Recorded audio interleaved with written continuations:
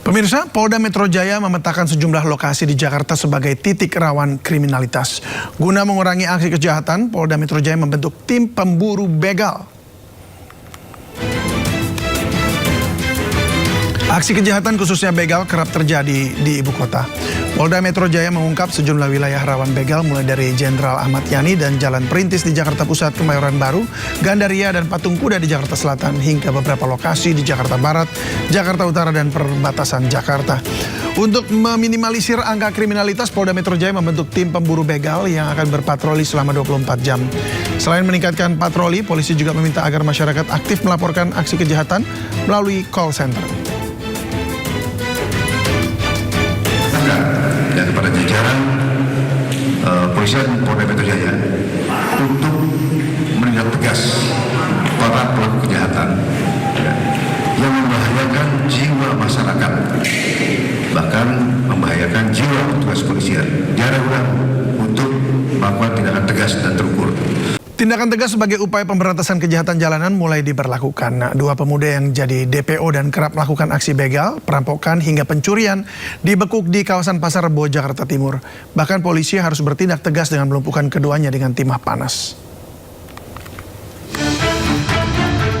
Dua pelaku pencurian motor terekam CCTV saat menggasak motor warga yang terparkir di kawasan Cikarang, Kabupaten Bekasi. Aksi pelaku pun viral karena tergolong nekat dilakukan saat siang hari di tengah kesibukan aktivitas warga. Tak butuh waktu lama, polisi yang sudah mengetahui identitas kedua pelaku, JF dan AS, segera menggelandangnya ke Polda Metro Jaya. Keduanya sudah masuk target operasi polisi karena kerap melakukan tindak pidana pencurian dengan kekerasan dan pencurian dengan pemberatan. Bahkan, akibat kedua pelaku melawan saat dibekuk di wilayah Pasar Rebo, petugas harus melumpuhkannya dengan timah panas. Hasil pemeriksaan sementara, keduanya sudah 6 kali beraksi di sejumlah titik di wilayah Jakarta Timur dan Bekasi. Kami tidak akan pernah ragu-ragu demi menjaga keselamatan masyarakat dan petugas kami yang sedang melaksanakan tugas. Kami akan melakukan tindakan tegas dan terukur kepada para pelaku begal yang ada di wilayah hukum Polda Metro Jaya. Polisi masih mengembangkan jaringan pencurian ini dan masih mengejar keterlibatan pihak lain dalam aksi kejahatan keduanya. Sementara kedua pelaku dijerat pasal berlapis dengan ancaman hukuman hingga 15 tahun penjara. Dari Jakarta, Henry Sayangbati, iNews melaporkan. Begal dan kejahatan jalanan di Jakarta semakin meresahkan warga. Polda Metro Jaya akhirnya turun tangan dengan membentuk tim pemburu begal yang siap siaga 24 jam.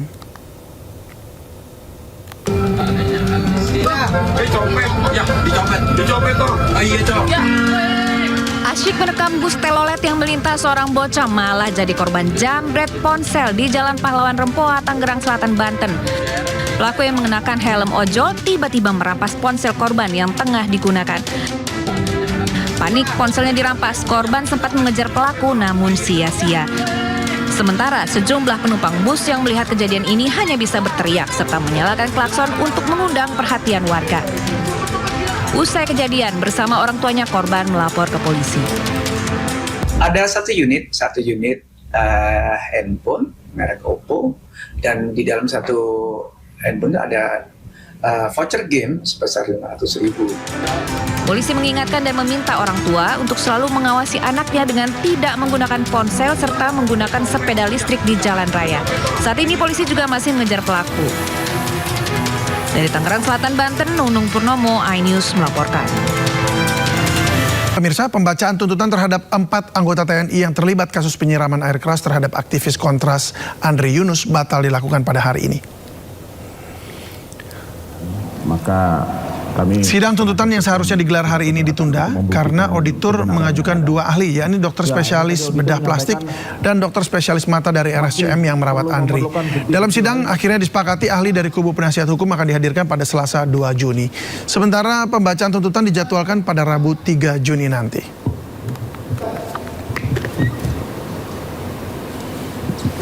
Pemirsa, di luar kebiasaan, Presiden Prabowo Subianto hadir langsung di sidang paripurna DPR RI untuk menyampaikan kerangka ekonomi dan kebijakan fiskal 2027. Menggunakan mobil maung, Presiden Prabowo tiba di DPR RI pada pagi tadi dan Prabowo disambut Ketua DPR RI Puan Maharani.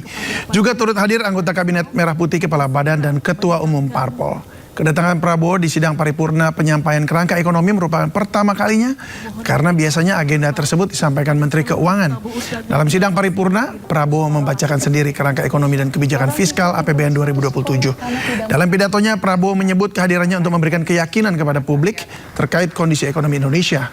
Tahun 2027, pemerintah masih yakin ekonomi Indonesia tumbuh 5,8%, naik dibandingkan target tahun ini 5,6%. Dengan strategi ekonomi yang tepat, kebijakan fiskal yang prudent dan berkelanjutan, saya yakin ekonomi Indonesia dapat tumbuh pada kisaran 5,8 hingga 6,5% di tahun 2007 menuju pertumbuhan ekonomi 8%.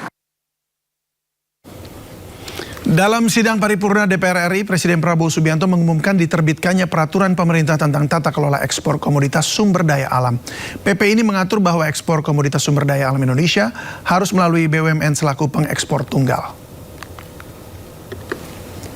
Pemerintah Republik Indonesia yang saya pimpin menerbitkan peraturan pemerintah tentang tata kelola ekspor komoditas sumber daya alam.